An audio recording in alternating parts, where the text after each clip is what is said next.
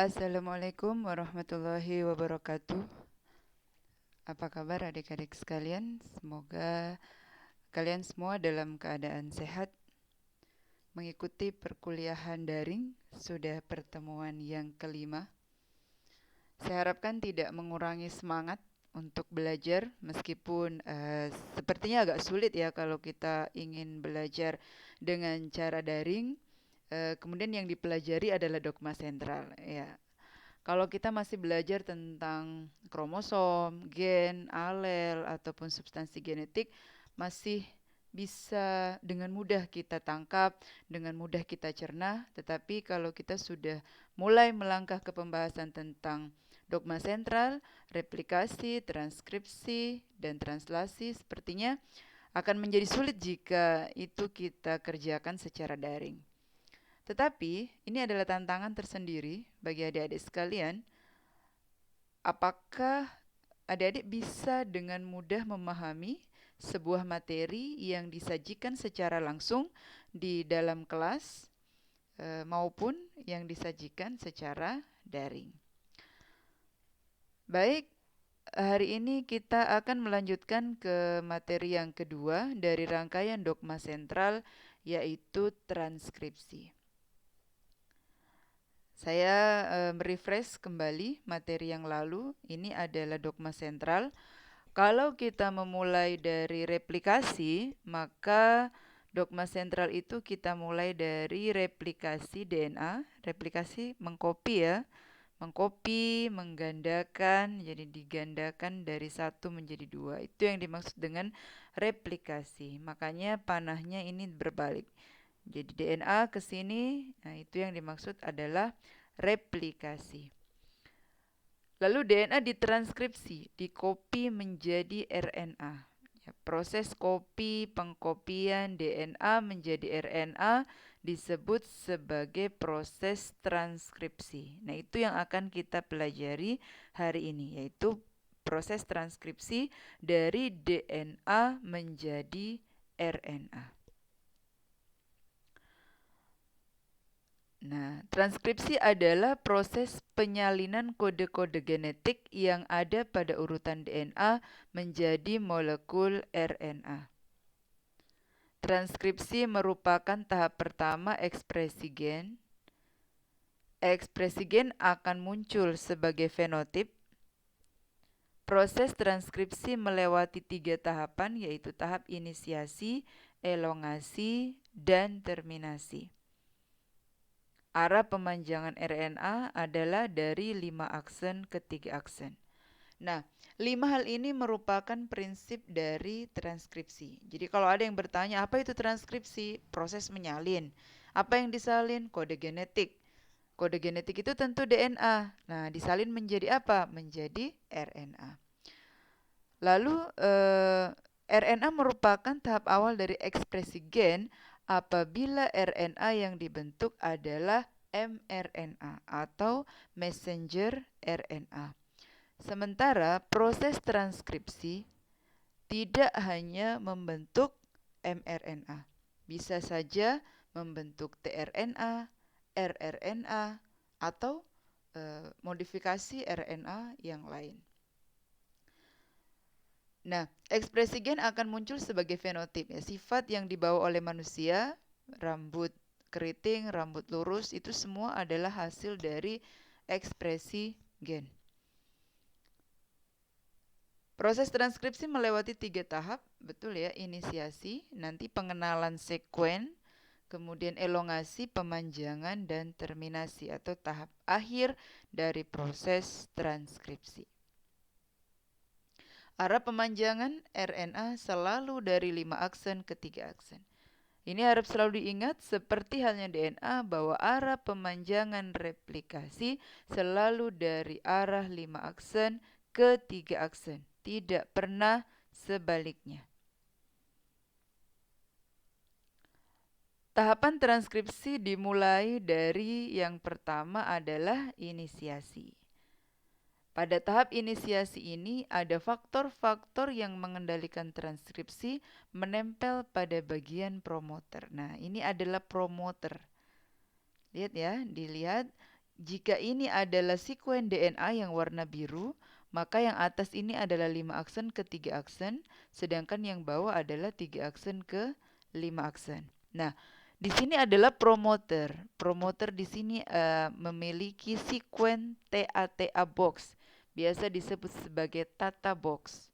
Nah, ini adalah tempat di mana RNA polimerase, ya, enzim yang akan menggandakan atau melakukan proses transkripsi, mengenali tempat ini sebagai tempat untuk melekat pertama kali. Jadi promoter terletak di luar start point dari transkripsi itu sendiri. Ini adalah start point transkripsi ini ya. Di sini memulai transkripsi. Nah, enzim RNA polimerase itu melekat di sini, di luar start point. Sedangkan yang warna biru tua ini merupakan template double strand DNA, di mana yang salah satu dari untai ini yang akan ditranskripsi. Nah, yang pertama ada protein transfer faktor. Jadi ada namanya faktor transkripsi 2D. TF transcription factor. Ini ya, transcription factor ini 2D.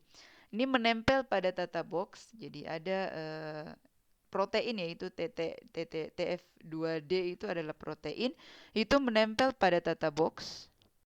Selanjutnya ada TF2D, transcription factor 2D, bersama DNA helikase. Masih ingat ya fungsi DNA helikase? Apa fungsinya? Membuka heliks DNA. Jadi DNA helikase ini bersama dengan TF2H membuka rantai heliks ganda DNA. Ini nanti dibuka. Nah, itu kesemuanya itu terjadi di sektor promoter sebelum masuk ke start point terjadinya transkripsi. Diperhatikan baik-baik ya. Jadi ada site atau sisi promoter. Di sini ada kompleks protein yang melekat. Kalau pada sel eukariot itu adalah tata box. Nanti kita lihat ini yang ketiga, penempelan faktor-faktor pengendali transkripsi menyebabkan terbentuknya kompleks promoter yang terbuka. Ini nanti kompleks promoter di sini. Kita lihat, ini adalah gambaran dari promoter. Promoter yang di depan tadi ya. Ini ingat ya. Masih ingat, ini adalah promoter. Dari sisi depan sini sampai sebelum start point ini adalah promoter. Nah, kita insert, dibesarkan menjadi seperti ini. Promoter adalah bagian DNA di mana RNA polimerase menempel untuk memulai transkripsi. Jadi transkripsi dilakukan oleh enzim RNA polimerase yang menempel pada promoter. Di mana daerah promoter ini ya, ini adalah daerah promoter. Nah, ini adalah promoter. Upstream region, yang dimaksud dengan upstream region adalah bagian depan. Kemudian transkrip region, ini adalah DNA yang disalin. Dan yang terakhir adalah downstream region. Ini adalah bagian akhir. Jadi selalu ada 3 bagian pada transkripsi, daerah promoter permulaan, daerah transkripsi yang diperpanjang, dan yang terakhir adalah daerah terminasi, daerah yang akhir. Ada istilah upstream, ada istilah downstream. Selanjutnya, promoter ini kita lihat ada 2 jenis promoter. Ada promoter untuk prokariot dan ada promoter untuk eukariot. Promotor pada eukariot, ini ya, ini eukariot. Ini adalah tata box, seperti yang sudah kita lihat di depan tadi. Jadi ini adalah DNA template yang panjang ini. Ini adalah start di mana RNA diproduksi. Nah, ini adalah daerah promoter. Kalau eukariot, dia adalah tata box. Tapi kalau prokariot, selnya adalah sel prokariot, maka materi genetiknya itu bukan tata box namanya, tetapi Pribnow box. Ini hanya nama saja, prinsipnya sama. Daerah promoter adalah daerah tempat melekatnya RNA polimerase sebelum terjadi transkripsi. Nah, tahapan dari transkripsi yang kedua adalah elongasi. Elongasi namanya elong, pemanjangan. Kita lihat ini yang besar, ini ya, yang seperti segitiga ini adalah RNA polimerase. Itu adalah enzim. Kemudian untai cetakan ini yang bawah ya, untai cetakan. Yang atas ini tentu adalah untai coding. Jadi ada namanya untai coding. Ini yang bagian atas yang tidak dicetak, sedangkan yang dicetak ini disebut untai cetakan. Pada tahap elongasi, RNA polimerase membaca cetakan. Ini ya, membaca cetakan atau DNA template dan mulai melakukan pengikatan nukleotida yang komplementer dengan cetakannya. Lihat, adenin berpasangan dengan urasil. Maka ini adalah sudah pasti adalah RNA. Ini sudah pasti adalah RNA. Adenin berpasangan dengan urasil, timin adenin, sitosin guanin, adenin urasil, guanin sitosin, sitosin guanin, dan seterusnya sampai terakhir. Maka pemanjangan RNA berawal dari 5 aksen ke 3 aksen. Selalu seperti itu, tidak pernah terbalik. Bahkan DNA sekalipun. Pemanjangan selalu bergerak dari ujung 5 aksen ke ujung 3 aksen. Selanjutnya, nah, ini adalah rangkaian lengkap dari proses transkripsi DNA. Kita lihat ya, ini saya mengulang-ulang karena saya merasa agak sulit menjelaskan karena tidak dengan gambar bergerak atau tidak disertai dengan menulis di papan tulis. Sehingga saya harus menjelaskan lebih detail lagi, berulang-ulang supaya bisa jelas. Contoh ini adalah DNA, 5 aksen, 3 aksen. Kalau ada yang berderet begini tentu adalah DNA karena hanya DNA yang punya 2 utas. Ini adalah promoter, ya, tempat melekatnya RNA polimerase. Ini RNA polimerase. Ini promoter, daerah promoter di sini. RNA polimerase itu yang ini. Nah, titik awal itu harusnya di sini ya. Ini adalah titik awal tempat terjadinya transkripsi. Di sini kemudian ditranskripsi. Bergaris, ini DNA gen ditranskrip ya. Kita lihat ke bawah, inisiasi. Ini RNA ya, DNA terbuka. RNA mulai terbentuk. Ini ya, ini adalah untai cetakannya. Lalu berikutnya adalah elongasinya, ini pemanjangannya. Pemanjangan 5 aksen ke 3 aksen. Yang terakhir terminasi, di mana apabila sudah saatnya berhenti, di sini ketemu dengan faktor-faktor sigma namanya, itu akan terlepas. Jadi akan terlepas. Faktor terminasi ya menyebabkan terlepasnya DNA RNA polimerase, dan ini yang dibawa adalah hasil transkripsi mRNA. Begitu. Silakan ini gambarnya diamati lebih detail lagi. Silakan, jadi ini tahapan yang mengikuti, ada inisiasi, elongasi, dan juga terminasi. Saya harap ini bisa lebih mudah untuk dipahami. Selanjutnya ini adalah gambar. Jadi saya mencoba untuk menggambar, memvisualisasikan dengan gambar. Kita coba lihat. Nah, ini adalah rantai yang pertama DNA. Ini adalah rantai yang kedua warna biru ya. Nah, ini kita lihat ini adalah 2 utas DNA. DNA double strand. Nah, kemudian ini adalah promoter, betul ya?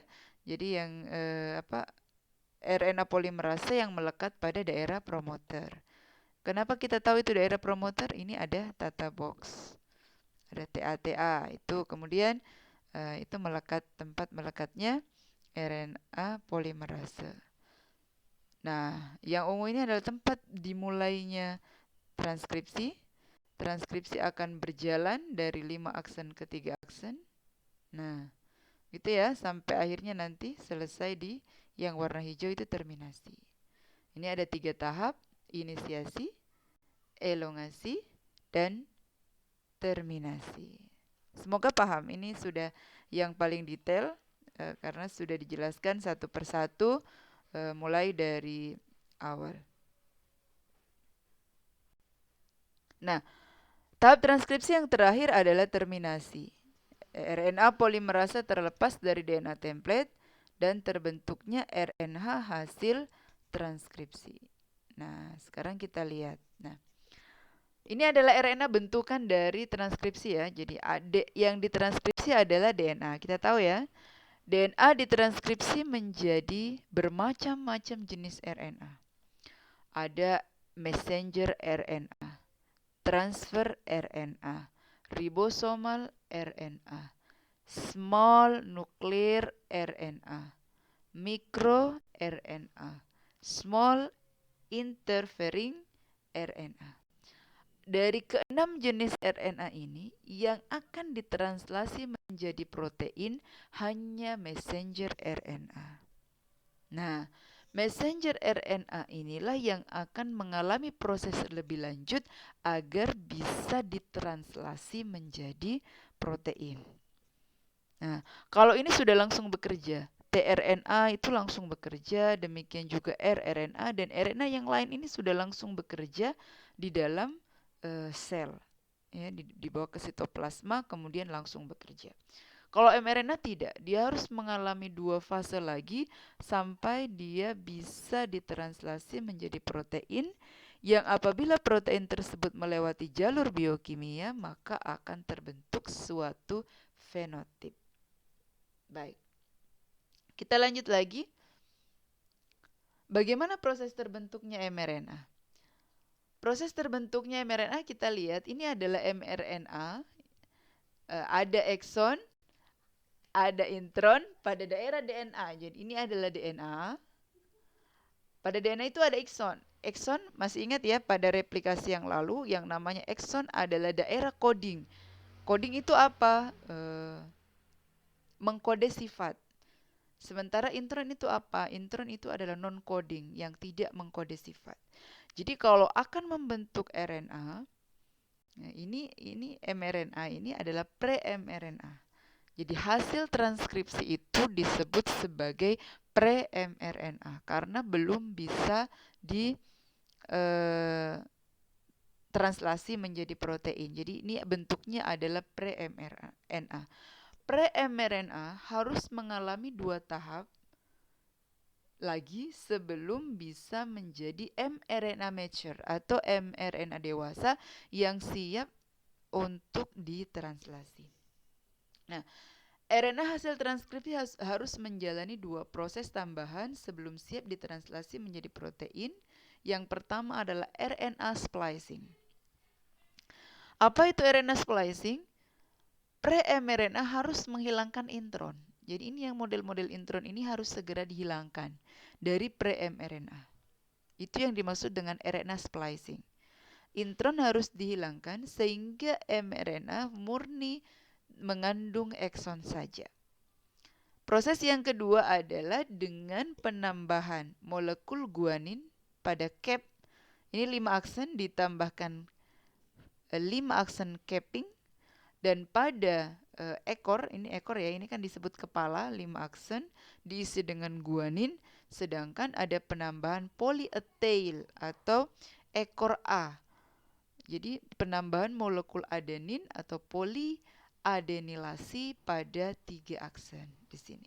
Nah, kalau sudah seperti ini maka mRNA ini sudah siap untuk ditranslasi. Nah, apa gunanya proses capping ini? Apa gunanya proses capping dan polyethyl? Ini untuk mencegah agar RNA ini tidak dihancurkan. Jadi di dalam sel itu berkeliaran namanya enzim eksonuklease yang bisa mendegradasi organel-organel atau mendegradasi asam nukleat yang berkeliaran di dalam sel. Jadi supaya ini tidak didenaturasi oleh enzim eksonuklease, maka perlu diberikan penanda. Penanda di sini adalah menggunakan molekul guanin di kepalanya dan molekul A pada ekornya. Nah, kalau sudah sampai di sini ini sudah siap ditranslasi. Silakan ditranslasikan, nanti kita akan bahas pada materi translasi. Demikian saya kira cukup materi tentang transkripsi. Adik-adik sekalian bisa membaca buku, masih dengan 3 buku yang sudah saya rekomendasikan sejak awal.